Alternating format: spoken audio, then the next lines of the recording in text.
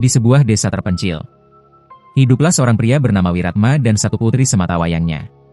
Ia dikenal sebagai orang yang dulunya miskin, bahkan untuk makan sehari-hari pun ia sering berhutang. Namun, segalanya berubah dalam waktu yang sangat singkat ketika ia mendapat informasi soal bagaimana mendapat kekayaan secara singkat, yaitu dengan cara pesugihan. Benar saja, dalam hitungan bulan rumah reot Wiratma menjelma menjadi rumah besar bertingkat. Mobil mewah terparkir di halamannya. Warung kecilnya berubah menjadi toko grosir paling ramai di desa. Orang-orang pun mulai berbisik, kok bisa ya rezeki datang secepat itu? Dan setiap malam Jumat Kliwon, Wiratma selalu menghilang. Lampu rumahnya dipadamkan, sambil membawa sesaji berupa bunga dan kemenyan. Ia berjalan menuju hutan di tengah malam. Tidak boleh ada rasa takut dan tidak boleh menengok ketika ada yang memanggil. Dia hanya boleh berjalan maju hingga sampai ke gua tua. Tak ada yang tahu, Wiratma telah melakukan pesugihan di sebuah gua tua. Tempat yang dingin hening, bahkan suara serangga pun tidak ada. Dan di sana ada bersemayam makhluk gaib berwujud bayangan hitam dengan mata merah menyala. Makhluk itu menjanjikan kekayaan tak terbatas, asal Wiratma memenuhi satu syarat, yaitu memberi tumbal secara berkala. Awalnya hanya hewan ternak. Namun, kekayaan terus mengalir, dan makhluk itu menuntut lebih.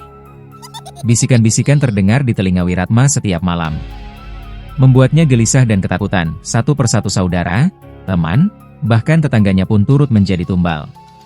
Ada yang kecelakaan, ada yang tenggelam, dan ada yang mendadak sakit.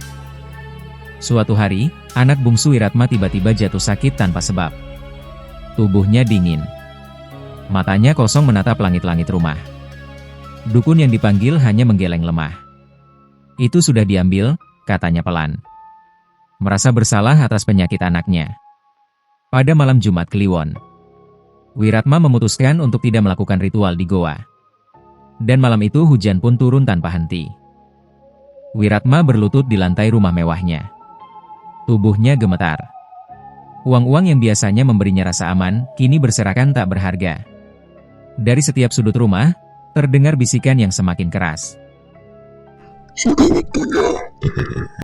Wiratma pun ketakutan akan janji gaib yang dibuatnya dengan makhluk goa. Janji di mana ia tidak boleh menolak segala permintaan. Malam itu, Wiratma melihat bayangan hitam duduk di sudut kamarnya. Mulutnya robek lebar sambil tersenyum kejam.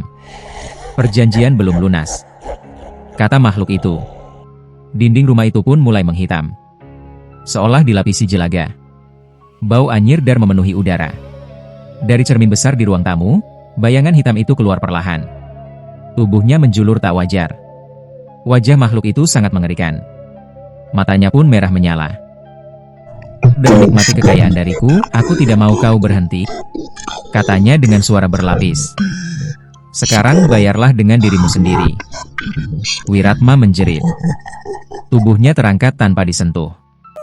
Kulitnya mengelupas sedikit demi sedikit, berubah menjadi lembaran hitam seperti arang. Mulutnya terbuka, sambil berusaha memohon ampun. Tubuh Wiratma yang sudah tak berdaya itu pun masih terus dicabik-cabik oleh makhluk itu. Disedot dar dan diambil kedua mata Wiratma lalu dilempar kemana-mana.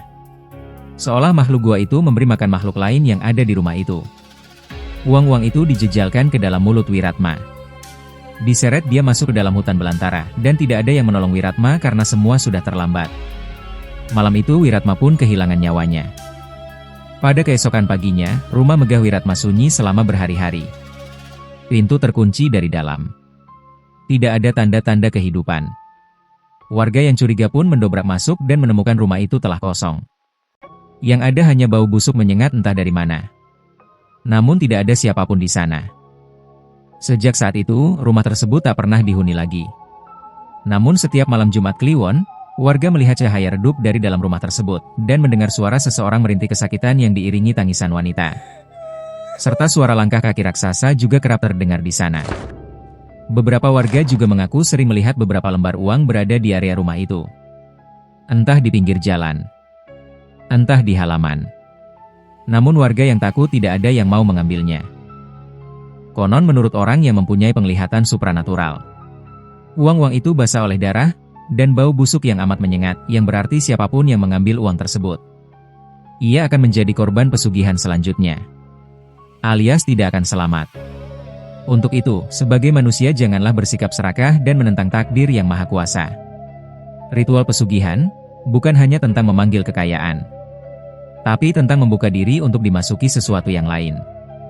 Dan begitu pintu itu terbuka, tidak ada penyesalan, tidak ada ampun, dan tidak ada doa yang bisa benar-benar menutupnya kembali.